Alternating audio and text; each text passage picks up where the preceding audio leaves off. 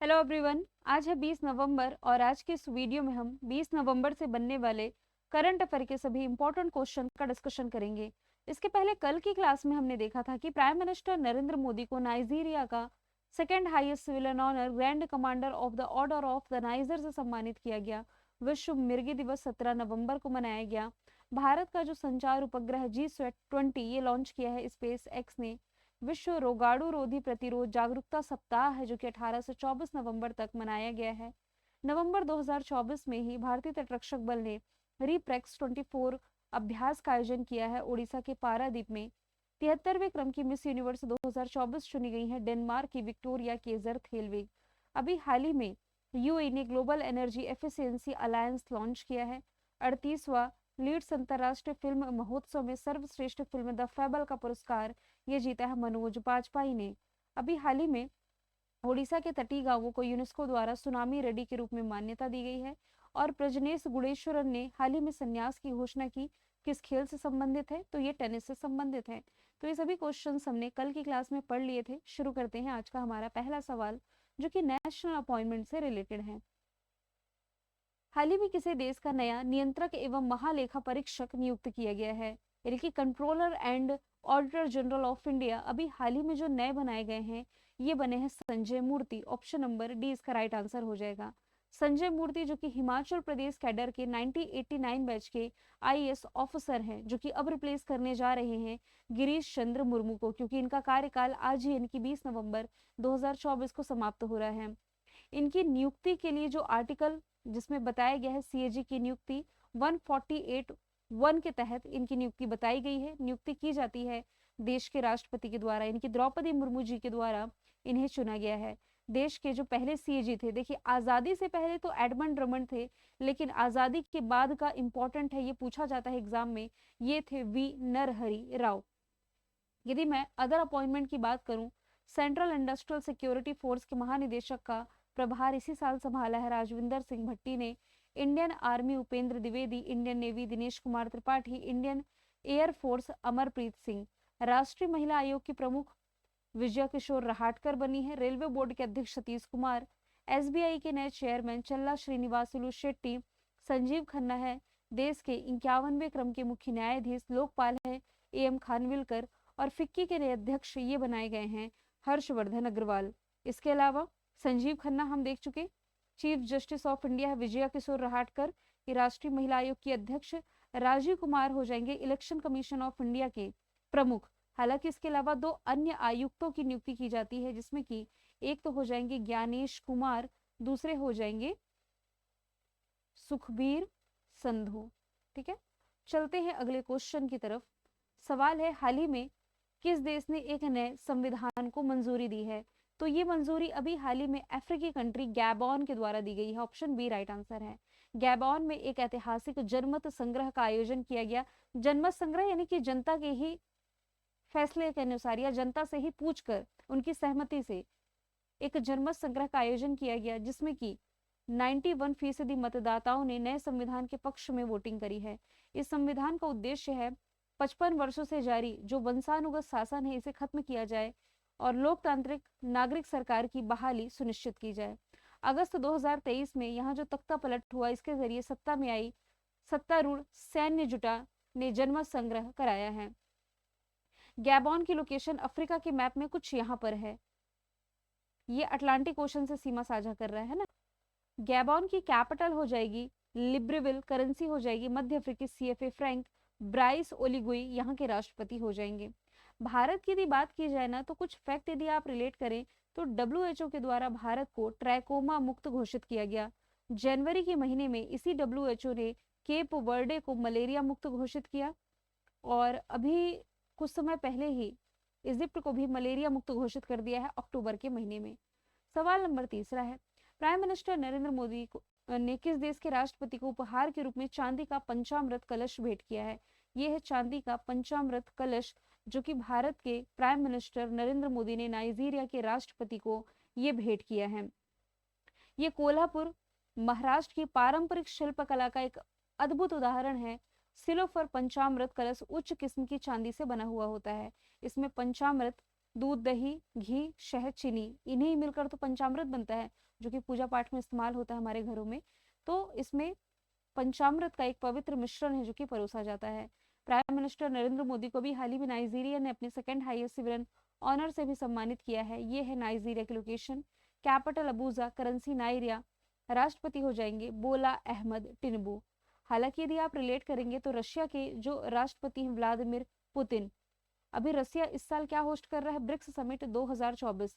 तो इसी BRICS summit के दौरान प्राइम मिनिस्टर नरेंद्र मोदी ने रशिया के जो प्रेसिडेंट रहे हैं व्लादिमीर पुतिन, इन्हें झारखंड की एक प्रतिमा है सोहराय पेंटिंग, ये भेंट करी है। और ये पेंटिंग इसके बाद चर्चे में भी आई थी।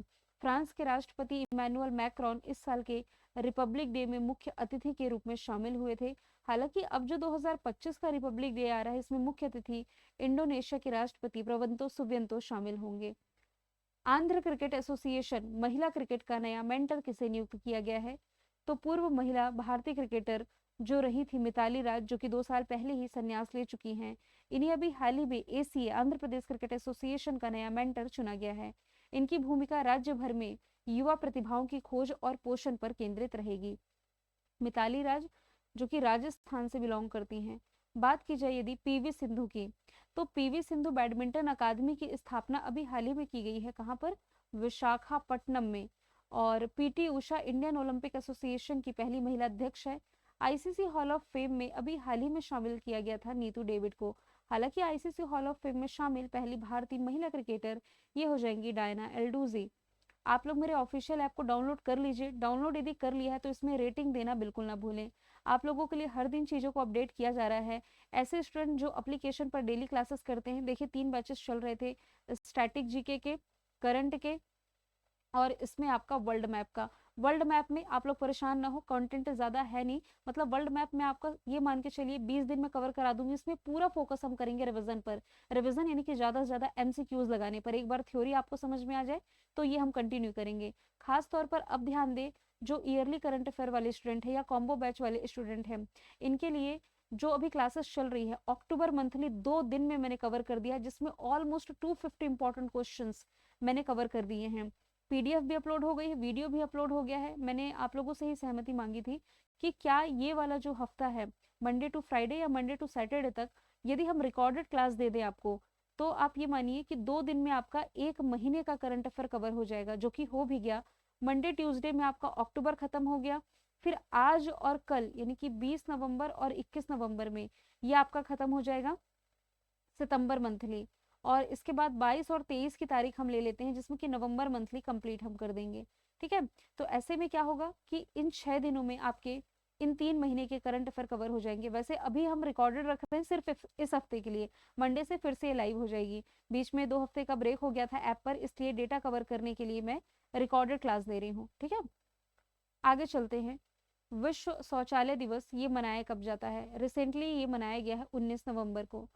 माफ कीजिएगा, यहाँ पर 19-16 अलग अलग हो गया हिंदी इंग्लिश दोनों में, इसे मैं सुधार दूंगी। यदि आप हिंदी वाले कंटेंट की तरफ ध्यान दें तो 19 नवंबर को आपका विश्व शौचालय दिवस मनाया जाता है। इस बार की थीम रही है शौचालय शांति के लिए एक स्थान है। 2013 से ये हर वर्ष मनाया जा रहा है। यूनाइटेड नेशन जनरल असेंबली ने 24 जुलाई 2013 को मान्यता दे दी थी कि 19 नवंबर को विश्व शौचालय दिवस मनाया जाएगा। अच्छा, विश्व शौचालय दिवस ये बिंदेश्वर पाठक के सम्मान में मनाया जाता है, मतलब इन्हीं के पहल से ही। बिंदेश्वर पाठक थे कौन? तो भारत में सुलभ इंटरनेशनल सुलभ शौचालय के संस्थापक थे। नवंबर महीने के अदर इंपॉर्टेंट डे यदि हम देखें तो पत्रकारों के खिलाफ अपराधों के लिए दंड समाप्ति हेतु अंतर्राष्ट्रीय दिवस 1 नवंबर को। इंपॉर्टेंट है, केवल मैं वो बता देती हूँ। 5 नवंबर है विश्व सुनामी जागरूकता दिवस। राष्ट्रीय कैंसर जागरूकता दिवस है 7 नवंबर। रेडियोग्राफी डे है 8 नवंबर। शांति और विकास के लिए विश्व विज्ञान दिवस है 10 नवंबर। राष्ट्रीय शिक्षा दिवस 11 नवंबर। 12 नवंबर को है वर्ल्ड निमोनिया डे। राष्ट्रीय बाल दिवस है 14 नवंबर। राष्ट्रीय प्रेस दिवस है 16 नवंबर। राष्ट्रीय मुर्गी नहीं, माफ कीजिएगा, मिर्गी दिवस ये 17 नवंबर को हो जाएगा। भारत का 56वां क्रम का जो टाइगर रिजर्व है ये कौन बना है? तो ये भी हाल ही में बन गया है, Guru Ghasidas Tamor Pingla tiger reserve. Option number A इसका राइट आंसर हो जाएगा।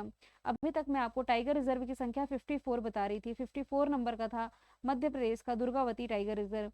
और अभी नवंबर के महीने में ही राजस्थान का जो धौलपुर करौली टाइगर रिजर्व है, ये 55 नंबर का टाइगर रिजर्व घोषित हुआ। 56 नंबर के रूप में मान्यता दी गई है छत्तीसगढ़ का गुरु घासीदास तिमोर पिंगला टाइगर रिजर्व को। अभी हाल ही में केंद्रीय पर्यावरण मंत्री भूपेंद्र यादव ने इसकी घोषणा करी है। ये 2829 वर्ग किलोमीटर के क्षेत्र में फैला हुआ है। ये देश का तीसरा सबसे बड़ा टाइगर रिजर्व है। सबसे बड़ा है आंध्र प्रदेश का नागार्जुन श्रीशैलम, दूसरे नंबर पर है असम का मानस टाइगर रिजर्व, तीसरे नंबर पर अब ये बन गया है छत्तीसगढ़ का कैमूर टाइगर रिजर्व, ये हो जाएगा बिहार में। और आप ये भी रिलेट कर सकते हैं कि कैमूर टाइगर रिजर्व में बिहार का दूसरा टाइगर रिजर्व बनने जा रहा है वाल्मीकि टाइगर रिजर्व के बाद। काजीरंगा राष्ट्रीय उद्यान एक सिंग वाले गेंडे के लिए फेमस है असम में। यहाँ से मैं आपको ये रिलेट करवाना चाह रही हूँ कि ये देश का दूसरा तितली विविधता वाला नेशनल पार्क बना है या स्थान बना है। तितली विविधता के बारे में यदि मैं बात करूँ तो सबसे अधिक ये थी नामदफा नेशनल पार्क जो कि अरुणाचल प्रदेश में है वहां पर। इसके बाद दूसरा सबसे अधिक बताया गया काजीरंगा नेशनल पार्क में, जहाँ सबसे अधिक तितली की प्रजातियां हैं। वर्धा वन्य जीव अभ्यारण्य ये गुजरात में है। एशियाई शेरों का ये दूसरा घर बनने जा रहा है। पहला कौन है? गिर नेशनल पार्क, ये भी गुजरात में है। अगला सवाल है टाटा स्टील शतरंज ब्लिट्ज महिला का खिताब किसने जीता है? महिला का पूछा जा रहा है तो ये कैटरीना लेग्नो ने जीता है। ऑप्शन डी इसका राइट आंसर है। पुरुषों की यदि मैं बात करूं तो मैग्नस कार्लसन प्रसिद्ध शतरंज खिलाड़ी बिलोंग करते हैं नॉर्वे से और इन्होंने कोलकाता में टाटा स्टील शतरंज इंडिया ब्लिट्ज खिताब अपने नाम किया 13 अंकों के साथ में। पी श्याम निखिल देश के 85वें क्रम के ग्रैंड मास्टर हैं। विश्वनाथन आनंद देश के पहले ग्रैंड मास्टर हो जाएंगे। वित्त वर्ष 2024-25 में एसबीआई ये कितनी नई ब्रांचेस खोलेगी? तो एसबीआई के द्वारा मतलब निर्मला सीतारमन जो वित्त मंत्री हैं इन्होंने घोषणा करी है कि इस फाइनेंशियल ईयर एसबीआई की 500 नई ब्रांचेस की ये ओपन होने जा रही हैं। एसबीआई की स्थापना 1 जुलाई 1955 में की गई। मुंबई में हेडक्वार्टर सीएस सेट्टी इसके अध्यक्ष हैं। टैग लाइन है शुद्ध बैंकिंग इसके अलावा कुछ भी नहीं, यानी कि pure banking nothing else. Brand ambassador है महेंद्र सिंह धोनी। और अमेरिका की एक प्रसिद्ध मैगजीन के द्वारा भी हाल ही में भारत का सर्वश्रेष्ठ बैंक ये एसबीआई को ही चुना गया था। हालांकि सर्वश्रेष्ठ गवर्नर ये शक्तिकांत दास को चुना गया था। किस मैगजीन ने चुना है कमेंट बॉक्स में बताएंगे। 9वें नंबर का सवाल है साउथ अफ्रीका ने भारत और किस देश के साथ पर्यटन को बढ़ावा देने के लिए ट्रस्टेड टूर ऑपरेटर नामक एक नई स्कीम की शुरुआत की है? तो इसकी शुरुआत अभी हाल ही में भारत और चाइना के साथ की गई है। शुरुआत की किसने है? साउथ अफ्रीका ने। किस लिए? टूरिज्म को बढ़ावा देने के लिए। साउथ अफ्रीका की सरकार ने हाल ही में भारत और चाइना से आने वाले टूरिस्टों की संख्या बढ़ाने के पर्पज से इस ट्रस्टेड टूर ऑपरेटर स्कीम की शुरुआत करी है। इस योजना का पर्पस है इन देशों के जो टूरिस्ट हैं इनके लिए वीजा आवेदन प्रक्रिया को और आसान और तेज बनाना है। साउथ अफ्रीका की 3 कैपिटल है Pretoria, Cape Town, Bloemfontein. Currency South African rand. Cyril Ramaphosa अध्यक्ष है। दुनिया का सबसे बड़ा हीरा इसी साउथ अफ्रीका में खोजा गया था। दूसरा सबसे बड़ा हीरा भी हाल ही में बोत्सवाना में खोजा गया है। अच्छा, ऑस्ट्रेलिया से यदि आप रिलेट करेंगे तो मोनास यूनिवर्सिटी के रिसर्चर्स ने दुनिया की पहली बायोनिक आंख है जो कि बायोनिक जेनरिक आंख ये विकसित करी है। और अभी हाल ही में नया वर्क लॉ लाने वाला जो देश है ये है ऑस्ट्रेलिया, यानी कि ऑफिस वर्क के अलावा आप किसी भी एम्प्लॉय को एक्स्ट्रा वर्क नहीं दे सकते। राइट टू डिस्कनेक्ट कानून जिसे आप कह सकते हैं, राइट टू डिस्कनेक्ट कानून इसी देश से संबंधित रहा था। थाईलैंड सेम सेक्स मैरिज यानी कि समलैंगिक विवाह को मान्यता देने वाला साउथ एशिया का पहला देश है। नेपाल इंटरनेशनल सोलर अलायंस का भी हाल ही में 101वें क्रम का मेंबर कंट्री बना है। 10वें नंबर का सवाल है 19वां G20 शिखर सम्मेलन 2024 का आयोजन कहाँ किया गया? रिसेंटली इसकी मेजबानी कर रहा है ब्राजील। ऑप्शन नंबर ए इसका राइट आंसर है। इसमें पार्टिसिपेट करने के लिए prime minister Narendra Modi Brazil के रियो डी जेनेरियो पहुंच गए हैं। इस शिखर सम्मेलन की शुरुआत एक न्यायपूर्ण और टिकाऊ दुनिया के निर्माण के थीम के साथ शुरू हुई है। पहले दिन वैश्विक नेताओं ने उद्घाटन सत्र के दौरान भूख और गरीबी पर वैश्विक गठबंधन पर चर्चा करी है। ब्राजील साउथ अमेरिका का सबसे बड़ा देश, ये बाकी सभी कंट्रीज से सीमा साझा कर रहा है। साउथ अमेरिका में केवल चिली और यहाँ इक्वाडोर, इन्हें छोड़कर। Capital Brasilia, currency real. Lula da Silva वर्तमान में यहाँ के राष्ट्रपति हो जाएंगे। ये वही ब्राजील है जो कि 2027 में FIFA women world cup host करने जा रहा है। रसिया के कजान शहर में ब्रिक्स समिट 2024 की आयोजित की गई। इंटरनेशनल सोलर अलायंस की 7वीं बैठक भारत ने मेजबानी करी। इटली ने इस साल G7 समिट की मेजबानी करी है। मैंने कल आपसे पूछा था गंगा उत्सव 2024 कहाँ मनाया जाएगा, ये हरिद्वार आंसर था। आज का सवाल है, अच्छा जो क्वेश्चन मैंने आपसे पूछा था इसका आंसर तो यही लिख गया। चलिए कोई बात नहीं। अमेरिका स्थित ग्लोबल फाइनेंस पत्रिका ने शीर्ष केंद्रीय बैंकर का दर्जा किसे दिया है? आंसर मैं आपको ऑलरेडी बता चुकी हूँ, लेकिन अब आप लोगों के लिए एक नया टास्क है। टास्क ये है कि तान शूसान और पाम कौर, इनकी नियुक्ति कहाँ किस बैंक में हुई है? करंट में मैंने बताया है। तो इसका आंसर आप कमेंट बॉक्स में बताएंगे। मिलेंगे हम फिर नेक्स्ट वीडियो में। Thank you so much.